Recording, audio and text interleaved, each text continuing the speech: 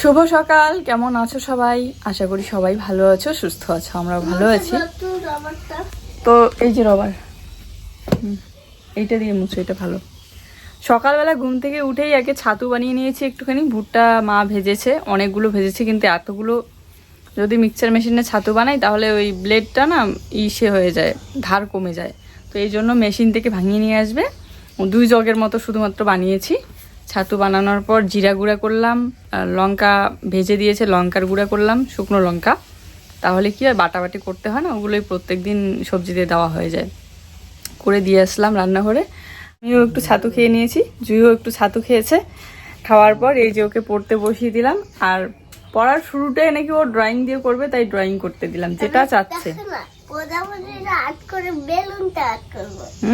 ওগুলাই করতে থাকো।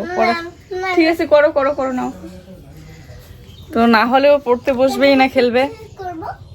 দেখো ওখানে কি আছে। আজ হচ্ছে রবিবার। আজকে তো ঘরের কাজ হবে না, কেননা আজকে রড এখনো নিয়ে আসা হয়নি। রড সবে নিয়ে আসবে আজকে। আর গতকাল তো কাজই হলো, তো একটা দিন মাঝখানে গ্যাপ আর কি। গ্যাপ বলতে ওই যে রড নিয়ে আসার কাজ। তো এখনও যাবে ঘুকসা ডাঙাতে, তার জন্য মিস্ত্রিকে একদম নিয়ে এসেছে বাড়িতে দেখানোর জন্য যে কতগুলো রড লাগবে আর কোন দিকে আমরা কয়টা দরজা করব, সেটাই আলোচনা করছিল আর কি। তো যেহেতু আজকে কাজ হবে না, তো ধীরে ধীরে এদিকে আমি আমার কাজগুলোও করছি। আর জুইকে এদিকে আর্ট শেখালাম, একটুখানি বই পড়াইলাম।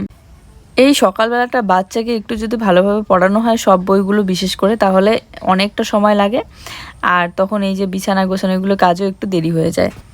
কারণ একটা বইয়ের কয়েকটা পড়া পড়তেই এতটা সময় লাগিয়ে দেয়। আর বিশেষ করে লিখতে তো অনেক সময় লাগে, সবে লেখা বানানগুলো শিখতেছে। চলো বিছানার চাদরটা তুলে নিলাম। আর আজকে অনেকটাই দেরি হয়ে গেল ভিডিওটা দিতে, জানি না তবু দিতে পারবো কিনা। এডিট তো করছি, মাথাটাও এত ব্যথা করছে, প্রচণ্ড মাথা ব্যথা নিয়ে আমি ভয়েস দিচ্ছি। আর এই সন্ধ্যাবেলায় ভয়েস দিতে বসলাম, কারণ সারাদিনে ব্যস্ত ছিলাম। আমাদের এখানে আজকে বিজয় মিছিল ছিল, তো সেখানে গিয়েছিলাম বলে সারাটা দিন। আর আমি ভেবেছিলাম কি যে যাব আর আসবো, এবারে এতটা সময় লাগবে এটা তো জানতাম না।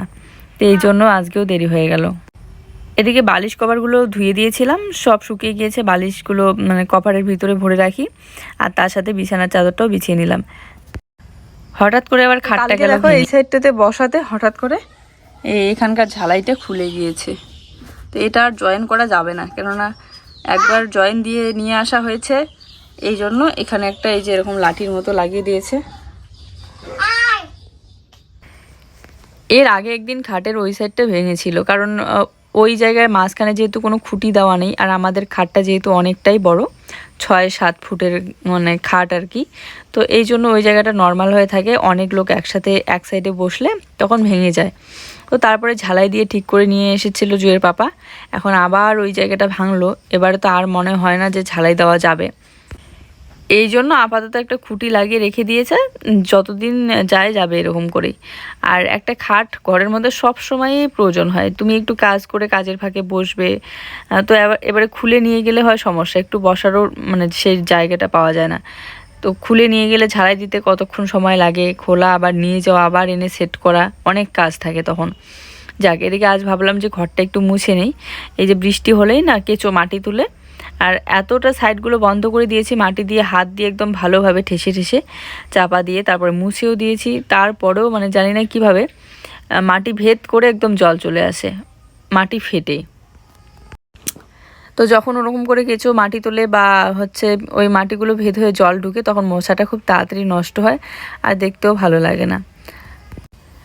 সামান্য একটুখানি হলুদ রং বেঁচে গিয়েছিল, ভেবেছিলাম যে টেবিলের এই নিচগুলোতে আর মানে খুঁটিগুলোতে আর সাইডগুলোতে একটু রং করে নেব, কিন্তু ওই রংটা দিয়ে বাবা হচ্ছে ফ্যানটার মধ্যে রং করেছে, পরে আর করাও হয়নি, ওরকমই আছে।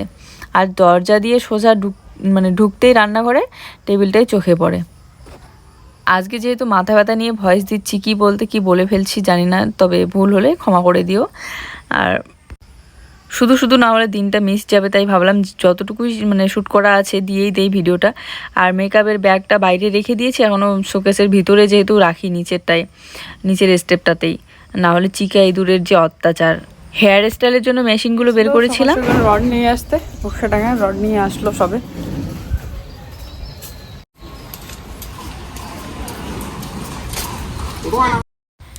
এই যে সবে ঘোকসাডাঙ্গা থেকে রড নিয়ে আসলো, কিছু তো রিং বানানো হয়ে গিয়েছে আর এগুলো বিম ঢালাইয়ের জন্য। জানি না এগুলো 16 রড না 12 রড না 10-এর, আমি ঠিক বুঝতে পারি না। তবে একা তো বাড়ির ভিতরে নিয়ে যাওয়া সম্ভব না, তাই ও বাবাকে ডেকে নিয়ে আসলো, দুজনে এবার ঘাড়ে করে নিয়ে যাবে। আর এখন হয়ে গিয়েছে এমন, আমাদের গেটের সামনে ওখানে আরেকটা যেহেতু মানে বাড়ির গেট করা আছে, তো সোজাসুজি ওভাবে ঢোকানোই যাবে না বাকিয়ে, তো এই জন্য একদম বাড়ির পিছনের দিকে নিয়ে যেতে হবে, তারপরে ঘুরিয়ে ঘুরিয়ে ঢোকাতে হবে রডগুলো। রিং ঢালাইয়ের জন্য ওই রিংগুলো তো তৈরি হয়ে গিয়েছে, এবারে রডের প্রয়োজন। তো আজকে ও রড নিয়ে আসলো, এসে ওই যে বাইরে রেখে দিয়ে আবার গেল সাইকেল নাকি রেখে এসেছে নিয়ে আসতে। আর আমি এদিকে দেখো অর্ধেকটা ঘর মুছেছি, দরজার এখানটা মুছলে ঘর মোছা শেষ, রান্নাঘর মুছে নিলাম, এখন বারান্দাটা একটু মুছবো, তারপরে জুয়ে জামাগুলো ধোয়াধুয়ি আছে, তারপরে এডিট করতে বসবো। আর কালকে থেকে মিস্ত্রি আসবে, আজকে যেহেতু রড নিয়ে আসলো সবে, এখন প্রায় বেলা 12টা বাজে, তো আজকে আর কাজ হবে না। এবার চেষ্টা করব যত তাড়াতাড়ি সম্ভব ঘরের কাজটা কমপ্লিট করার। আর আমার যেহেতু মোবাইলটা কিস্তিতে নেওয়া, মোবাইলের জন্য 4000 টাকা করে মাসে মাসে কাটে, 4000 3000 এরকম আর কি, প্রায় 4000-এর কাছাকাছি বলতে গেলে। তো এই জন্য আবার মানে ওই টাকাটা যদি থাকতো তাহলে কাজে লাগাতে পারতাম, এক্সট্রা একটা টাকা চলে যাচ্ছে আমার। একটা এখানে দুইটা, এই যে এখানে একটা। খিদে পেয়েছে, সকাল থেকে কিছু খাইনি, তো একটুখানি ভাত খেয়ে নিই শীতলের ছাকা দিয়ে।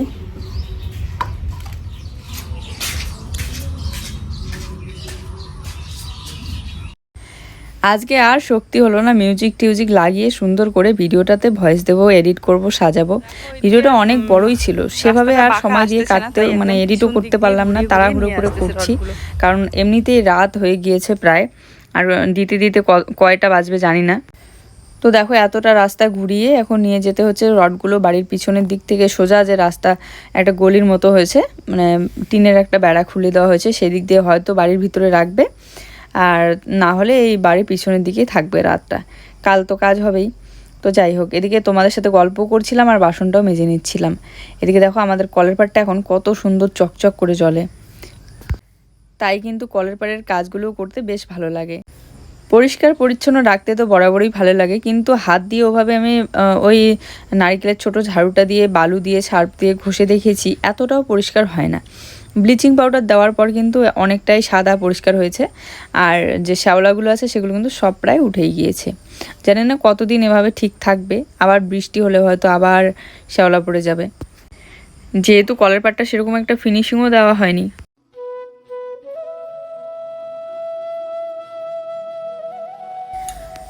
আর তারপরে বাচ্চার জামা কাপড় তো আমার প্রত্যেক দিনই ধুতে লাগে, মাঝখানে হয়তো 1-2 দিন বাদ যায়, তখন কি করে জমিয়ে রেখে দেয় যে একসাথেই ধুবো, একটা দুটো করে ধোয়ার থেকে। তো এই যে সকালবেলা এমনিতে জলে ভিজিয়ে রেখে দিয়েছি, কারণ সার্ফটা ছিল না, তো ও যেহেতু এদিকে বাড়িতে ছিল না, আর কে নিয়ে আসবে, হোগলা সাবান ছিল, সেটা দিয়ে আমি ঘষে ঘষে ধুয়ে দিচ্ছি।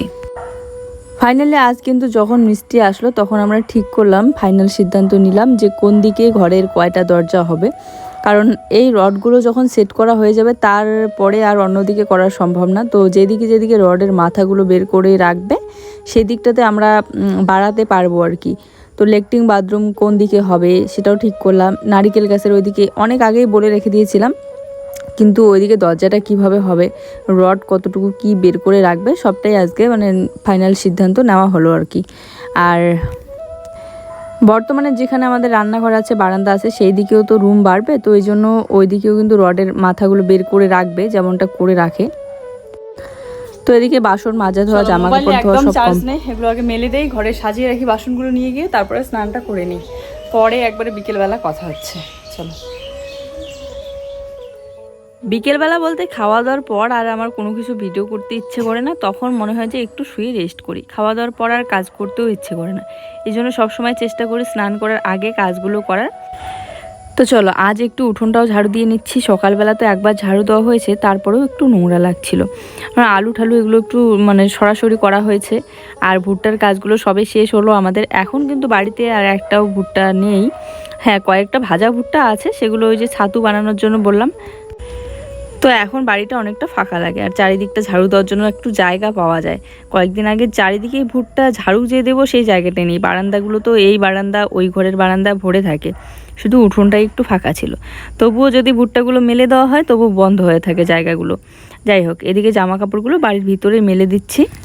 আর কার্পেট মাদুর এগুলো তো ধুয়ে দিয়েছিলাম, তবে হালকা ভিজা আছে, তো এই যে আবার মেলে দিয়েছি। সকালবেলা উঠেই আগে এই কাজটা করেছি, কারণ বিকেলবেলা যদি সন্ধ্যার আগে যদি এই কার্পেট মাদুর বিছানো না থাকে, ঘরের মেঝেটা কেমন যেন লাগে।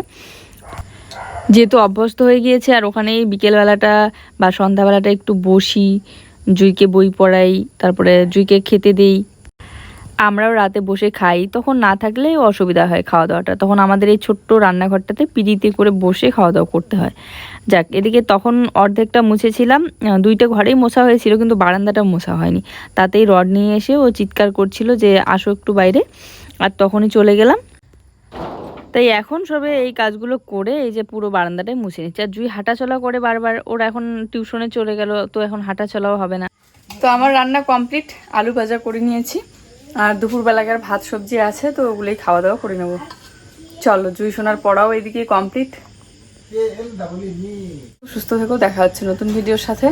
ভিডিও ভালো লাগলে অবশ্যই একটু লাইক কমেন্ট করে দিও। আর এখন বাজে রাত প্রায় 10টা। দুপুরবেলাকার ভাত আছে, মাছের ঝোল আছে, মাছও আছে। তো এখানে চিংড়ি মাছের কয়েকটা শুটকি দিয়ে আমি আলু ভাজাটা করে নিলাম। চলো, আজকের ভিডিওটা এই পর্যন্তই। টাটা, সবাই ভালো থেকো।